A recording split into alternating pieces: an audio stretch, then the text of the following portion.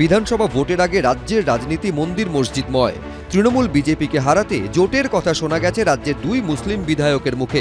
প্রশ্ন উঠছে, পশ্চিমবঙ্গে কি ফিরছে মুসলিম জাতিসত্তার রাজনীতি? এই প্রেক্ষাপটে এবার মালদায় ভাঙন ধরল তৃণমূলে। দল ছাড়লেন প্রায় কয়েকশো তৃণমূল সমর্থক, যাদের মধ্যে বেশিরভাগই মুসলিম। বৃহস্পতিবার তারা যোগ দিয়েছেন আসাদুদ্দিন ওয়েসির মিমে।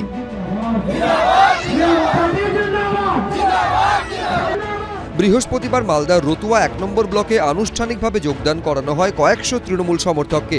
দল ছাড়ার পরই তৃণমূলের বিরুদ্ধে ক্ষোভ উগরে দিয়েছেন সদ্য তৃণমূল ত্যাগীরা। আমরা মেম পার্টিতে জয়েন করলাম।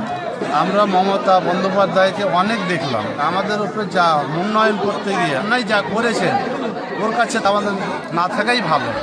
এদিকে এই নিয়ে তৃণমূলের বিরুদ্ধে সুর চড়িয়েছেন মিমের স্থানীয় নেতৃত্ব। সবাই বুঝে নিয়েছে ওদের দুর্নীতি, ওদের উন্নয়ন বলছে উন্নয়ন করেছি, কার করেছে? যে টিএমসির চামচা আছে, যে দালাল আছে, ওর উন্নয়ন হয়েছে। কোনো গরিব মানুষের কোনো উন্নয়ন হয়নি। 26-এর ঠেলা বুঝে নিয়েছে, কোনো টিএমসি কোনো চিহ্ন থাকবে। দল বদলে বিজেপি মিম আতাত দেখছে তৃণমূল। মিম কিছুই করছে না। মিম যেটা করছে আর কি, এখানে বিজেপির কাছে পয়সা নিয়ে ওরা একটা ইনস্ট্যান্ট মানে মানুষকে কিছু পাইয়ে দিয়ে তখনকার মতো একটা ছবি তৈরি করছে। টোটালটাই বিজেপির বিষয়। বিজেপিকে প্রমোট করার জন্য মিমকে নামানো হয়েছে। যেই দলের 18 কোটি উপরে সদস্য সংখ্যা, আমার মনে হয় না সেই দলকে এই আইএসএফ, মিম, তারপরে হুমায়ুন কবিরের মতন দলের দরকার হবে।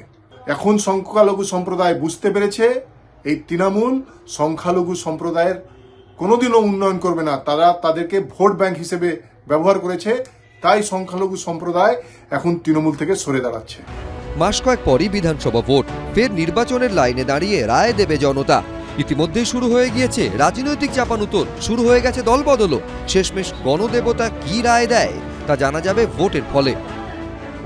সোমক লাহিড়ী, এবিপি আনন্দ, মালদা। বড় বড় চোখ, নরম মুখের আদল, এক্কেবারে যেন ছোটবেলার সেই পুতুল। এবার সরস্বতী পুজোয় প্রতিমার এটাই নতুন ট্রেন্ড। প্রযুক্তি আর কৃত্রিম মেধার যুগে তাল মিলিয়ে বদলেছেন বাগদেবীও। সোশ্যাল মিডিয়ায় এখন নতুন ট্রেন্ড কিউট সরস্বতী। তাতেই গা ভাসিয়েছেন 8 থেকে 80। পটুয়াপাড়াতেও এই কিউট সরস্বতীর চাহিদা তুঙ্গে। এআই জোয়ারের জল এসে পৌঁছলো কলকাতার বিভিন্ন পটুয়াপাড়ায়।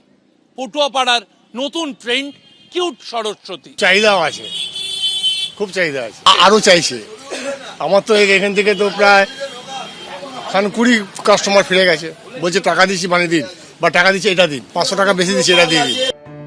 সরস্বতী পুজো এসেই গেল, দম ফেলার ফুরসত নেই মৃৎশিল্পীদের। দাম বেশি হলেও অধিকাংশ ক্রেতারই ঝোঁক এই কিউট সরস্বতীতে।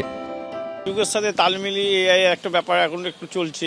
তার সাথে এবার কিছুটা মানে পুতুল ডল টাইপের কিউট সরস্বতী, এই ডিমান্ডটা এখন খুব বেড়েছে ইদানিং। সেই এতেই তারা মানে যারা মানে ইয়াং ছেলে, তারা এই ধরনের সরস্বতীটাই বেশিটাই পছন্দ করছেন। ভক্তি, রীতি, সাবেকিয়ানার সঙ্গে আধুনিকতার মিশেলে এই কিউট প্রতিমা এবার সরস্বতী পুজোর বাড়তি আকর্ষণ। শিবাশিস মৌলিক, এবিপি আনন্দ।